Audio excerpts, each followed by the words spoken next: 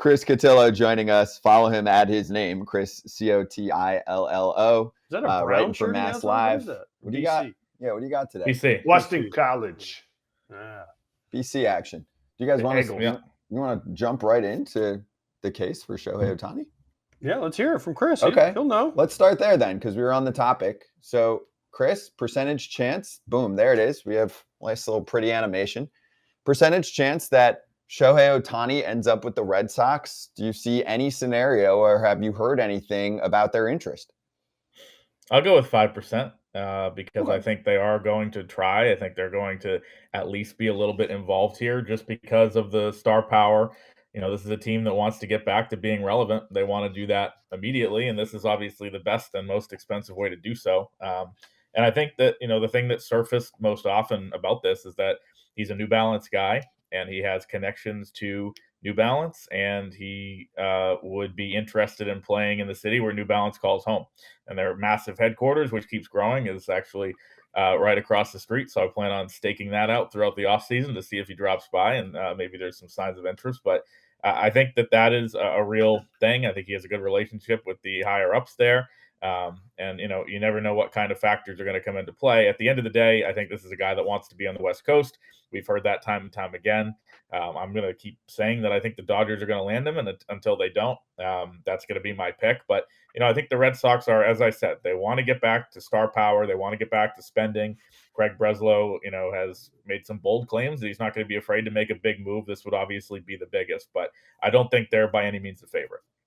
Chris, go ahead. Can we show that Shohei thing again? Because what you just said was exactly what I was going to say. Can we show the case for Shohei? What's on his hands? New Balance. Where's the New Balance base? Yes, Chris, you stole my thunder. That's the thing. New Balance can come in. I mean, I'm sure they're already paying him. I don't know. God knows how much they're paying him to do. I mean, he did do the commercial, in the Angels spring training where he hits the homer and the drone's flying around. We got next, the whole thing. Do you think that's going to dictate where he signs? Dude, think about it. New Balance. I don't know if you ever been to Boston. New Balance is like the thing in Boston, right? They're based there. Their world headquarters there, like you said. I think that will have something to do with it. Not a lot, but I mean, Chris, I think you're right on. That's the one way. If you're the Red Sox, I'm like hiring New Balance and saying, "Hey guys, help us recruit Shohei over here to Boston." Yeah, I think that's the plan. I was kind of surprised at how early that leaked out. I think Peter Gammons was the first to kind of surface that, and I think some executives who have talked to other reporters have said that could be a real factor, which you don't always see. Obviously, I think it's kind of cute and funny that all these different factors surface. He might like the weather here, or my favorite one in every offseason, could this guy sign with this team because it's his hometown team? Guys are going to sign with nice heavy pushing from the union with the team that's offering the most money and the best deal. I mean, that's just kind of how it always goes. I know there's cases where that's not, exactly what happens, but 9 times out of 10, it's the biggest guarantee. So, the Red Sox could have New Balance, and maybe he likes pitching and playing at Fenway, and maybe he's comfortable with Yoshida and being teammates with another pretty good Japanese player, and all that is important to him. But if the Red Sox are offering $60 million less, let's say, than the Dodgers, hypothetically, or the Mets or whoever, I don't think any of those kind of other factors matter as much.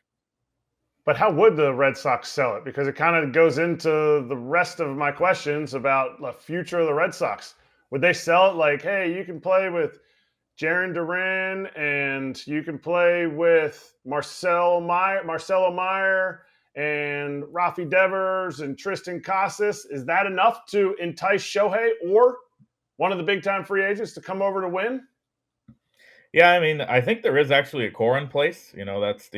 Despite Chaim Bloom being fired, there is a core of young players, whether it be Casas, Devers, Duran, Trevor Story's here for a while, Bayo.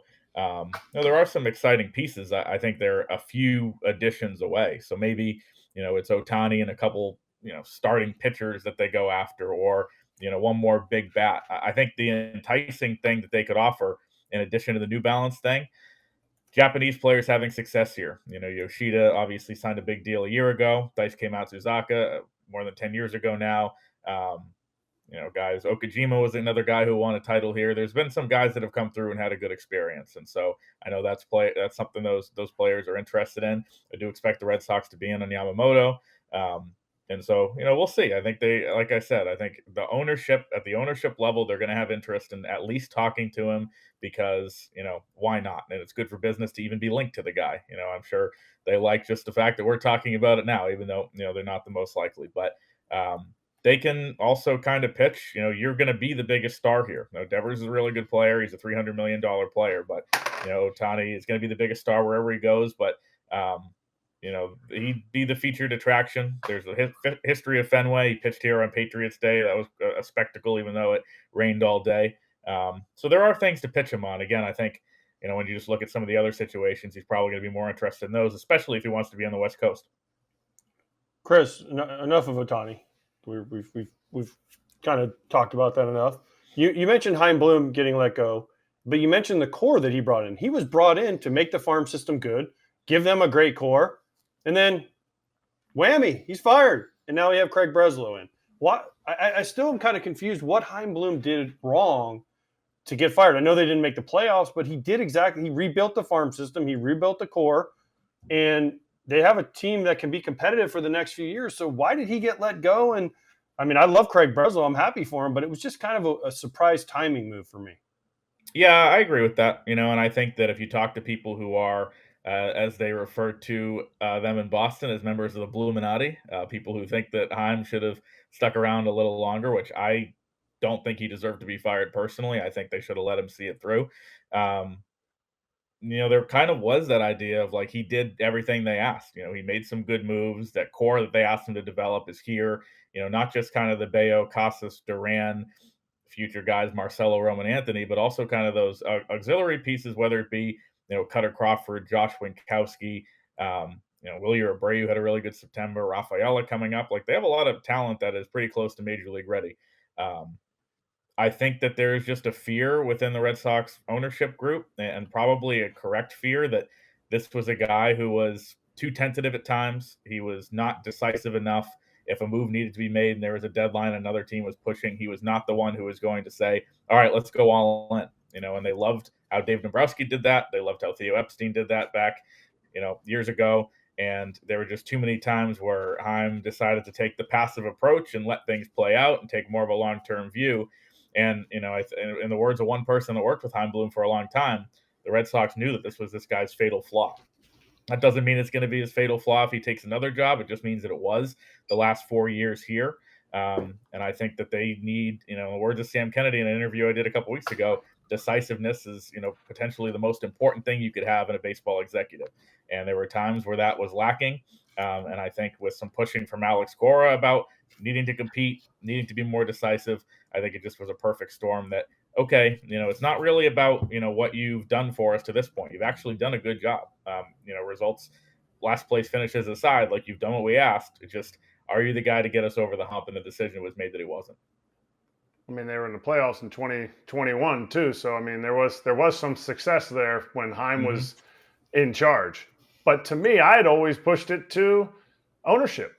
I felt like ownership never really pushed in. And we had Jonathan Papelbon, who does a little bit of work for Nesson.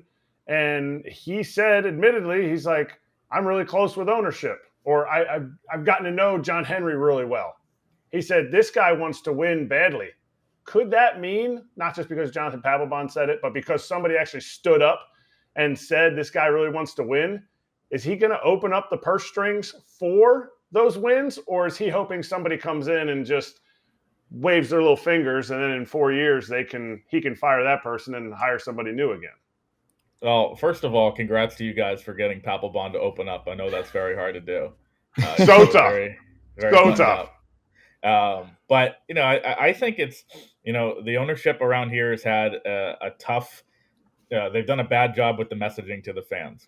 I've been on this kind of warpath for years about, I think it's ridiculous John Henry doesn't speak about the team. He has done, the last time he addressed the media publicly talking about the Red Sox and therefore spoke to the fans was the press conference announcing the Mookie Betts trade, which was, almost 4 years ago now. And fans are left wondering then how committed they are to winning. The owners are not around as much. They are, in the minds of fans, focused on other things. The Penguins, Liverpool, this new golf league that nobody knows what it is, but Rory and Tiger are involved, all that different stuff. Tom Werner had some interesting comments. I think the most important and the most interesting part of Craig Breslow's intro press conference a couple weeks ago was Tom Werner saying, "We are going to go full throttle to be competitive." It was a different kind of talk than we've heard the last few years when they were talking about sustainability and the long-term view and competing year in and year out.